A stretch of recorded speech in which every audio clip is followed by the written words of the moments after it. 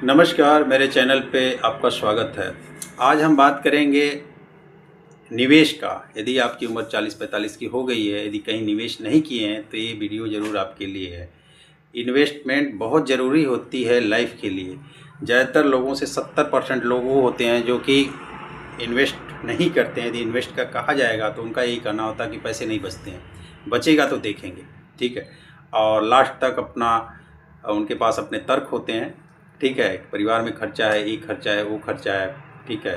ज़िंदगी पर 15 साल 20 साल बीत गए नौकरी करते हुए, लेकिन जितना ज़िंदगी के खर्चे जितना ज़रूरी हैं उतना बचत भी बहुत ज़रूरी है। क्योंकि एक समय ऐसा आएगा कि जब ज़रूरत पड़ेगी, इमरजेंसी फ़ंड की ज़रूरत पड़ती है, लाइफ में बहुत सी ऐसी चीज़ें ज़रूरती पड़ती है, तो आदमी को लोन या अदर चीज़ों पे डिपेंड हो जाना पड़ता है।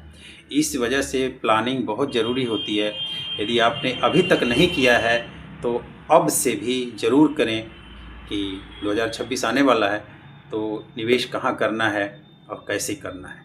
तो आइए बताते हैं कि रिटायरमेंट से पहले ऐसे फंड की कि जिसमें इन्वेस्ट करके आप अच्छी रकम इकट्ठा कर पाएंगे। सबसे ज़्यादा तो ऐसे है, गोल्ड में पैसा आप लगा सकते हैं, प्रॉपर्टी में भी लगा सकते हैं, लेकिन इन दोनों जगह पैसा लगाने के लिए काफ़ी ज़रूरत पड़ती है पूंजी की, ठीक है। ज़्यादा पूंजी की ज़रूरत पड़ती है। प्रॉपर्टी में भी लगाएंगे तो बहुत ज़्यादा पूंजी रहेगी, और गोल्ड में भी छोटे मोटे गोल्ड खरीदने से तो बचत तो उसमें होता नहीं है, जबकि आपका ज़्यादा पैसे बचाना है तो ज़्यादा की ही ज़रूरत पड़ेगी। तो ये दोनों संभव नहीं है। तो इससे अच्छा आता है कि छोटे छोटे पैसे जोड़ जोड़ के बड़ी पूंजी खड़ा किया जाए, ठीक है। तो शुरू करते हैं। म्यूचुअल फंड का नाम सुनते ही ज़्यादातर लोग, जो लोग नहीं जानते, शेयर मार्केट का नाम सुनते ही घबरा जाते हैं। कहते हैं कि इसमें बहुत अनिश्चितता होती है, नुकसान होता है, शेयर मार्केट में पैसा डूब जाते हैं। हालांकि होता है ज़रूर, अनिश्चितता ज़रूर बनी होती है, लेकिन पूरी दुनिया उसी पे चल रही है, ठीक है। जितना ग्रोथ शेयर मार्केट से होता है वैसे कि ग्रोथ किसी में नहीं होता।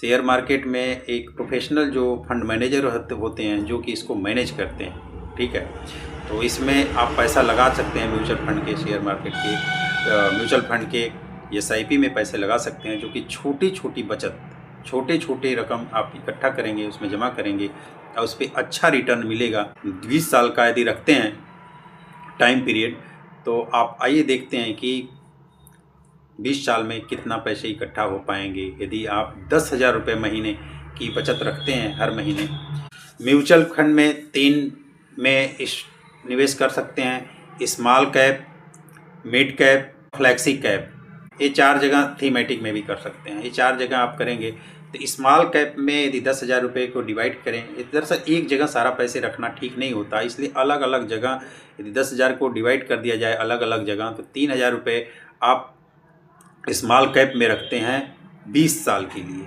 तो देखते हैं क्या होता है। लार्ज और मिड कैप में भी आप 3,000 रुपये लगाते हैं, और फ्लैक्सी कैप में भी 2,000 रुपये लगाते हैं। और आता है इसके बाद थीमेटिक में, उसमें भी बचता है 2,000 रुपये, उसमें लगाते हैं। तो 20 साल तक यदि निवेश करते हैं तो एक बहुत बड़ी पूंजी आपके पास इकट्ठी होगी। तो देखते हैं कि 20 साल के बाद आपके पास कितना बचता है।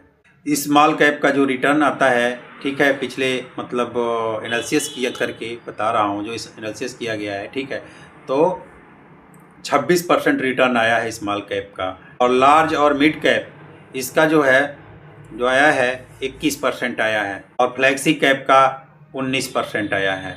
थीमेटिक का देखा जाए तो ICI पोटेंशियल का 1 साल का 37% आया है, ठीक है।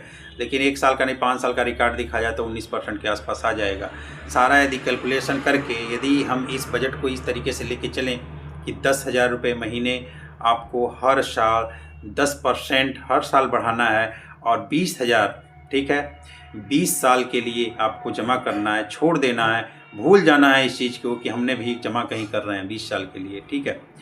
तो आपको ये जो जमा की हुई रकम जो है वो आपको 68 लाख रुपए जमा करेंगे 20 साल में। और जो आपको निकलेगा 20 साल में, यदि 16% का यदि ब्याज दर के हिसाब से जोड़ा जाता है, तो 16% का जो आएगा रिटर्न 2,88,00,000 रुपये। तो म्यूचुअल फंड एक ऐसी चीज़ है कि बहुत अथाह है, ठीक है। इसमें बहुत लोगों के पैसे लगे हुए हैं और फंड मैनेजर द्वारा ये मैनेज किए जाते हैं। अनिश्चितताएँ तो ज़रूर होती है, लेकिन ये सिक्योर होता है, ठीक है। इतना है कि अनिश्चितताएँ हैं, लेकिन आपके पैसे बढ़ेंगे ज़रूर, ठीक है। यदि सबसे बड़ी चीज़ क्या करते हैं लोग, ये सोचते हैं कि जमा किया, आज जमा किया, 4 साल भर 2 साल में देखे थे कि उतार चढ़ाव देखे, नहीं यार मेरा पैसे बढ़ नहीं रहे हैं, इतने हैं, साल 2 साल के बाद ही आप लगेंगे उसको निकालने वगैरह, तो आपका पैसा नहीं बढ़ेगा, ठीक है।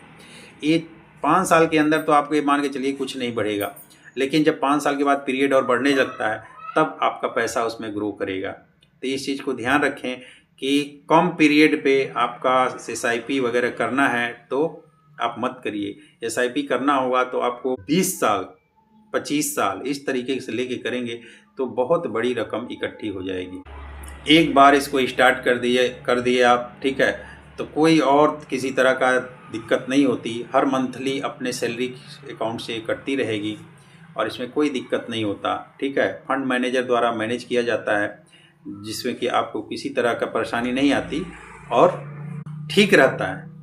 इन्वेस्टमेंट का अच्छा फंडा एक आदत होती है, इन्वेस्टमेंट नहीं इन्वेस्ट करेंगे तो कितना हो कमाएंगे, सारा खर्च हो जाएगा। लाइबिलिटीज़ हम लोगों के पास इतनी ज़्यादा है कि वो नहीं बचेगा। पहले सैलरी आती है तो पहले उसको मैनेज करिए, पहले इन्वेस्ट करिए, उसके बाद तो फिर अगला खर्च करिए। इन्वेस्ट बहुत ज़रूरी होता है लाइफ के लिए। चाहे रकम छोटी से स्टार्ट करिए, हालांकि मैंने 10,000 रुपये महीने का उदाहरण दिया है, आप चाहें तो इसको कम से भी कर सकते हैं, ठीक है। 5,000 2,000 4 जैसा बजट अलाउ करे, ठीक है, तो उससे आप निवेश कर सकते हैं। बैंक का यदि उदाहरण देखा जाए तो बैंक में जो होता है 6% 7.5% ब्याज मिलता है। PPF का भी देखा जाएगा तो PPF में भी आपको मिलता है 7.1% का ब्याज मिलता है, 15 साल के लिए होता है। उसका रिटर्न नहीं उतना कोई खास नहीं आएगा यदि आप जमा करेंगे PPF में भी 15 साल में, तो ये है सिक्योरिटी ज़रूर मिलेगी, लेकिन आपको ब्याज उतना नहीं मिलेगा जितना कि म्यूचुअल फंड वगैरह में मिलता है।